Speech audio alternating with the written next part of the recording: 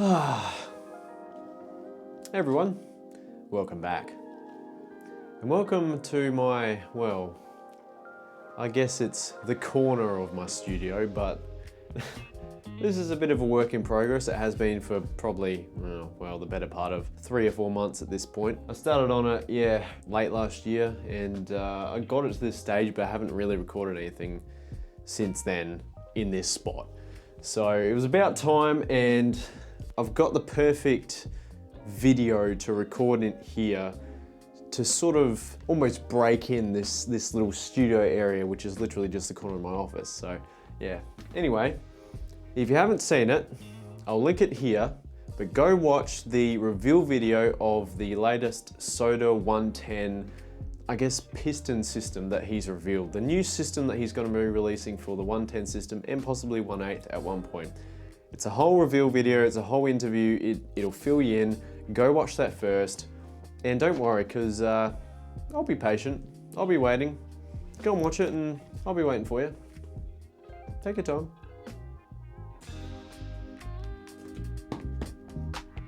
Oh, cool, you're back. All right, so now you've watched that, you've got the context around it. What we have right here is a package. And if you watched that video, you would have seen this at the end that I teased this. So in here is the prototypes, so not the official final products, but prototypes of what Matt revealed. So in this video, we're going to be doing an unboxing and seeing what we're actually going to be dealing with when it comes to this new system. For reference, I also have the old position sensitive damping system right here.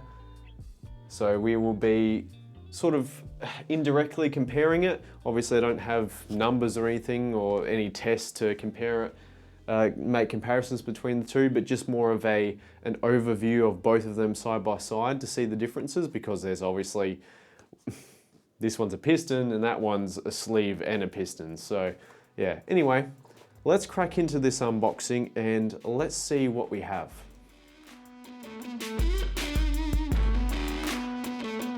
Alrighty, so we're down here on my little workbench, I guess. So we just get this out of the way. So just for reference, this is a 1/10 scale short course truck, and this thing is flippin' awesome. I'm gonna make a full video of this at some point because I think short course is the funnest class to run. But yeah, anyway, I better move that out of the way. Alrighty, so here's the package. So let's crack into this and see what we have. I have delayed this for way too long. I've just been so busy doing so many things. So yeah, a lot of other videos, as you probably would have seen, quarter scale stuff. If you haven't seen those videos, make sure you go watch that, because that's a cool sort of unknown scale of racing in the RC racing scene. So it's about time I got into this, because I believe Matt has now received the products, the finalized products, so he's not too far away from fully releasing them. So let's see what we got. It's a big box for comparatively very little items. So I'm seeing quite a few things. So what do we got here? Oh, interesting. Okay, this is a lot smaller, and he actually sent me a bit more than what I thought he would send. So yeah, this is a little bit of a care package from Matt. This is actually some stuff for the original position sensitive damping system for the 8 scales. So yeah, there's actually some inserts there. I think the black ones, the black inserts are like super stiff. Like they are incredibly thick inserts, if I remember correctly. It's either that or it's the gray ones. But yeah, that'll be cool. I've got so many inserts. I've got to do more with this system at some point.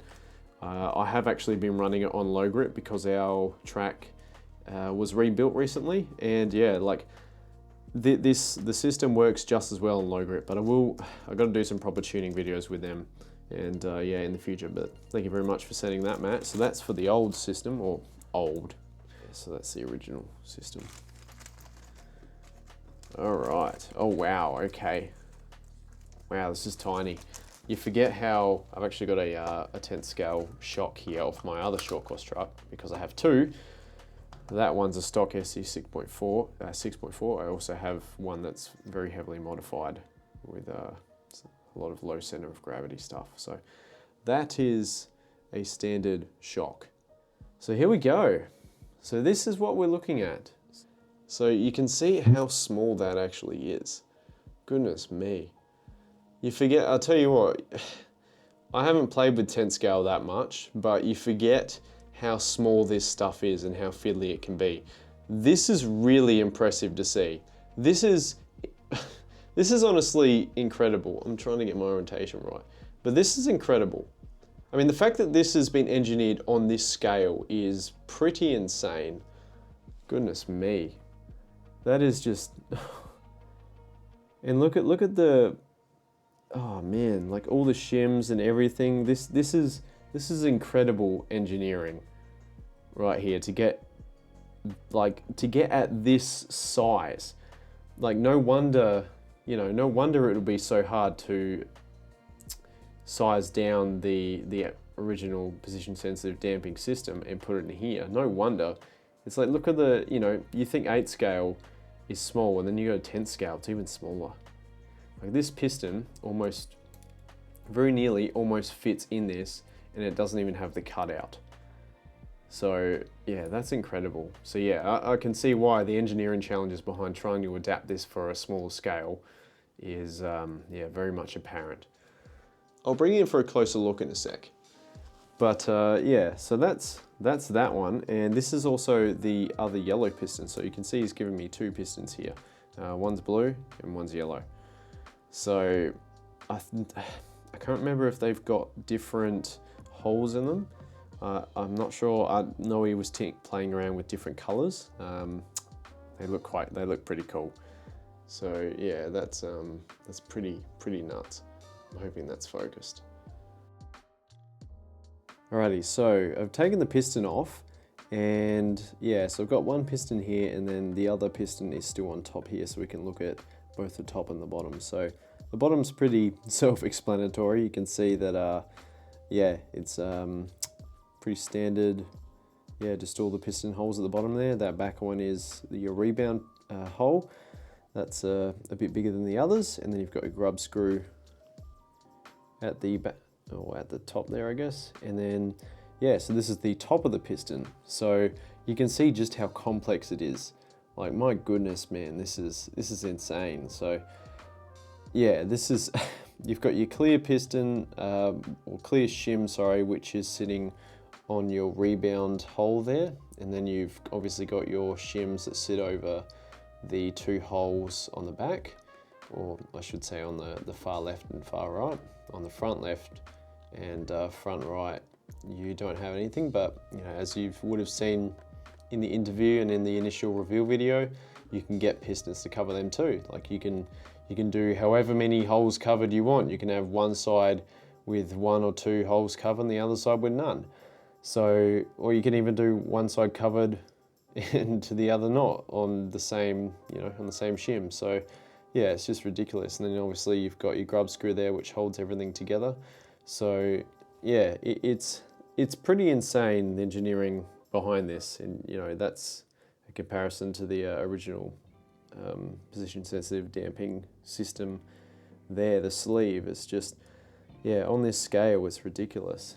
So yeah, this here is a standard shock. That's a 2x1.6 piston in there. So that's your standard piston. So you can see how primitive it is in comparison to what you're dealing with here. That's, yeah, it's just no, there's no competition there. So the tuning capability that this will give you will be insane. But yeah, it's also, you know, I've got it disassembled here, but you know, this sort of tuning level is also overwhelming. Like, this is incredibly complex. You know, imagine doing this on 1/12 or even smaller scale. This would just be ridiculous. So I'm very happy sticking with 8 scale. It's still fiddly, but it's not quite as fiddly and, you know, insane as this. So yeah, we're definitely going to be relying on Matt and also the top guys who are testing this to, you know, feed their testing information and feedback back to Matt, and then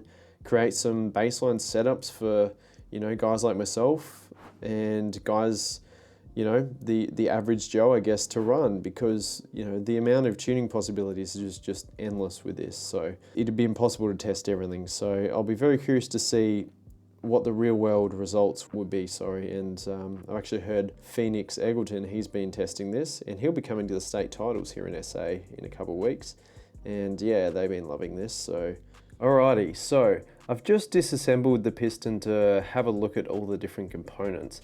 And I've also lined it up against some 8 scale pistons right here. So that's an 8x1.2 standard 8 scale piston from the S-Works.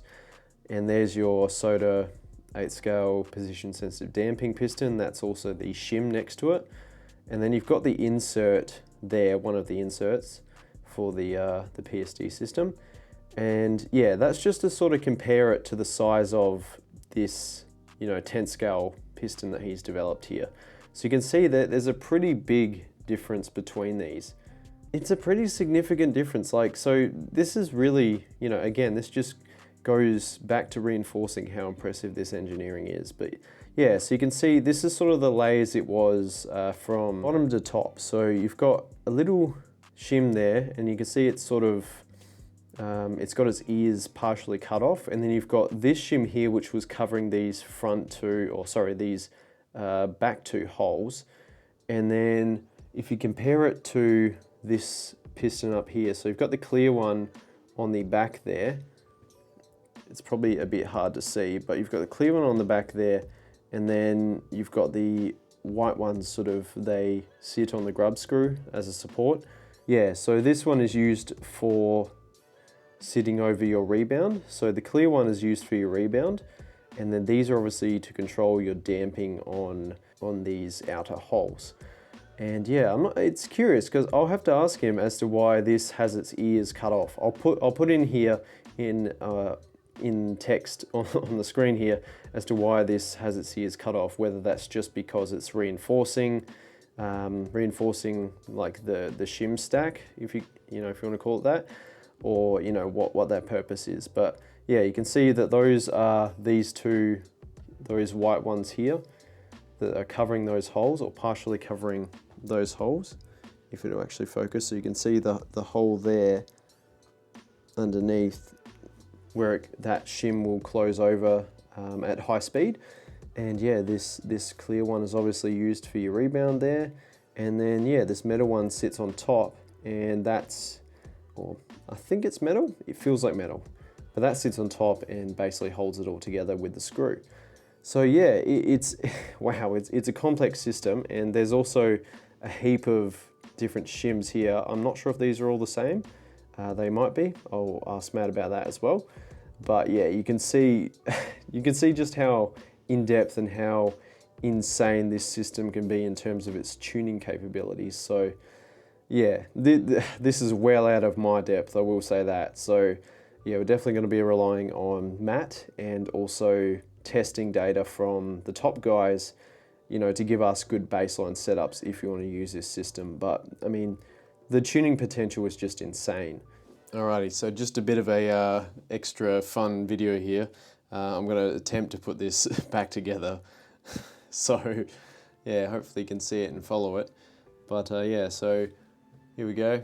Piston goes on top, like so. And then we've got the bottom shim, which, oh my goodness.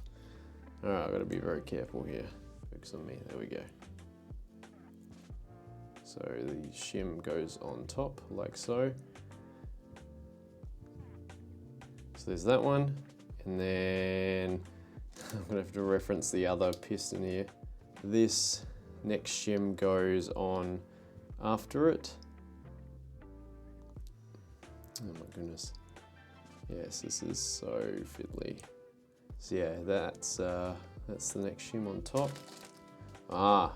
Okay. No, this is this is just a different shim on top. Okay, so it's covering these holes instead of the ones closest to the grub screw.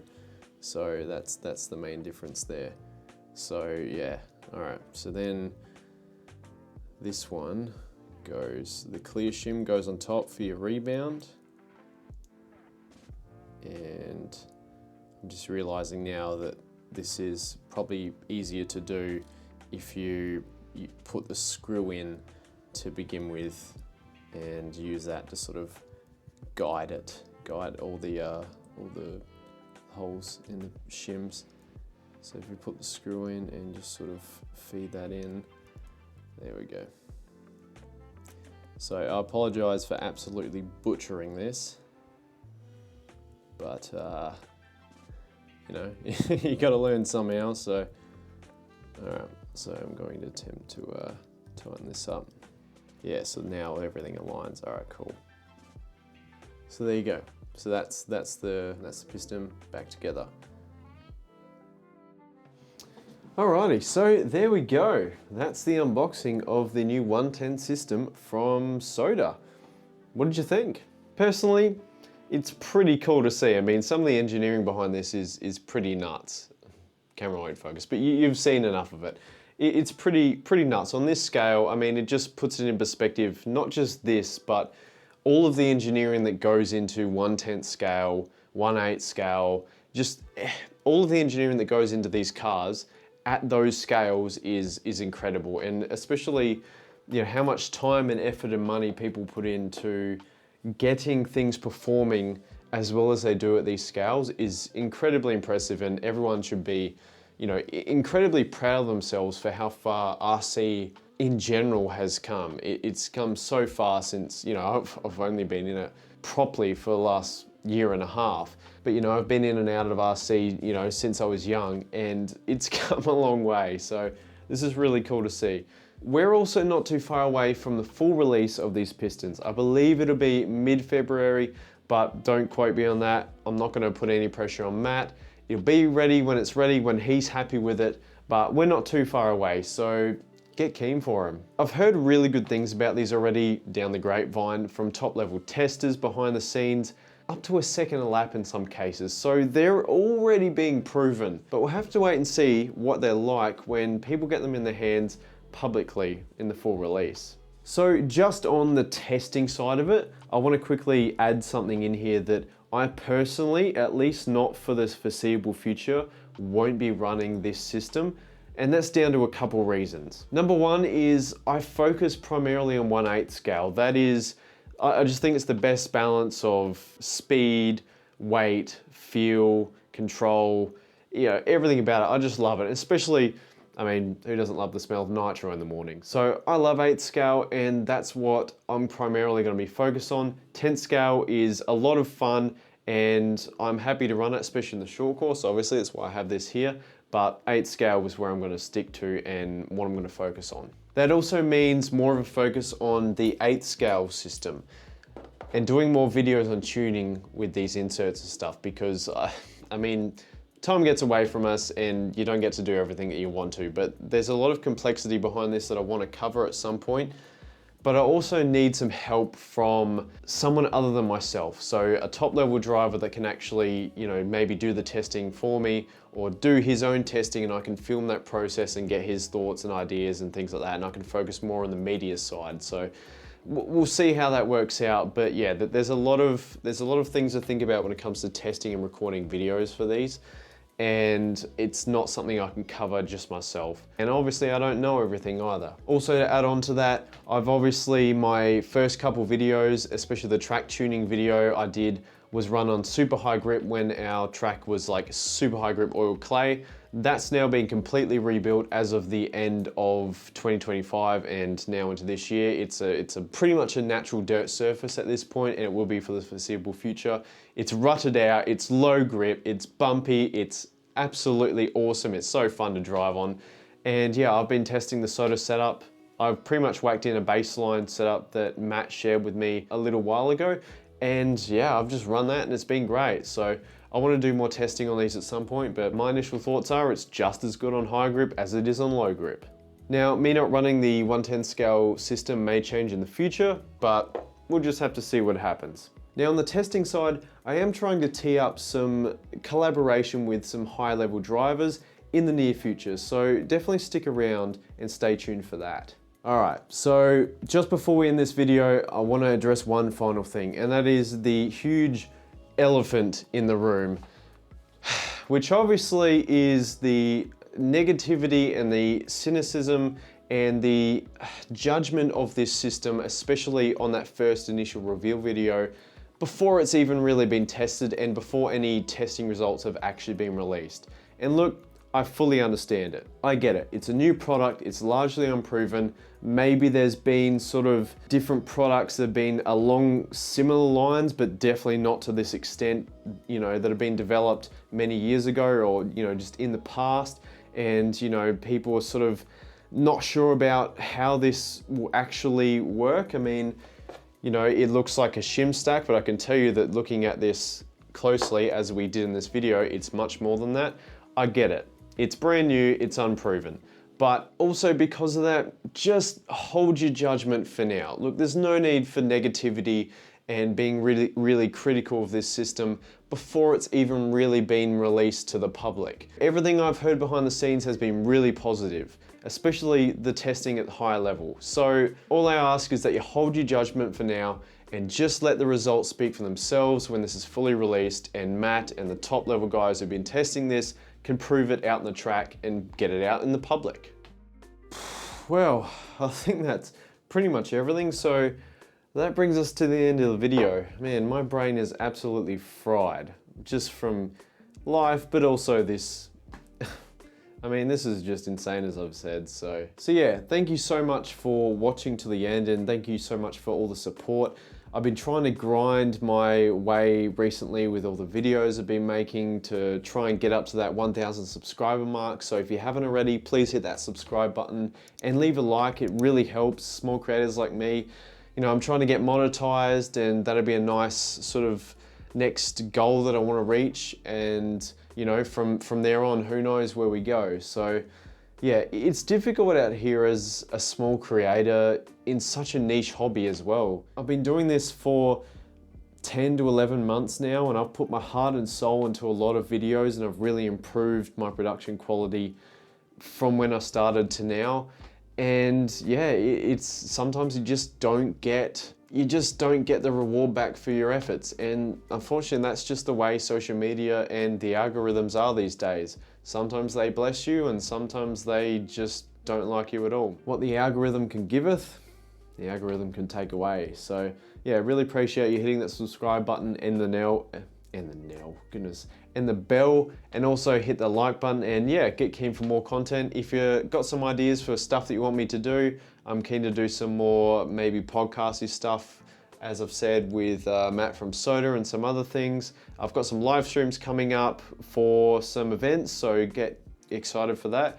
And yeah, I've just got, you know, some other projects in the works. So yeah, keen to keep smashing it out and seeing where it takes us. And yeah, hopefully we can hit 1,000 subscribers in the next month or two. That'd be awesome. So yeah, thank you very much everyone for watching. And until next time, have a good one.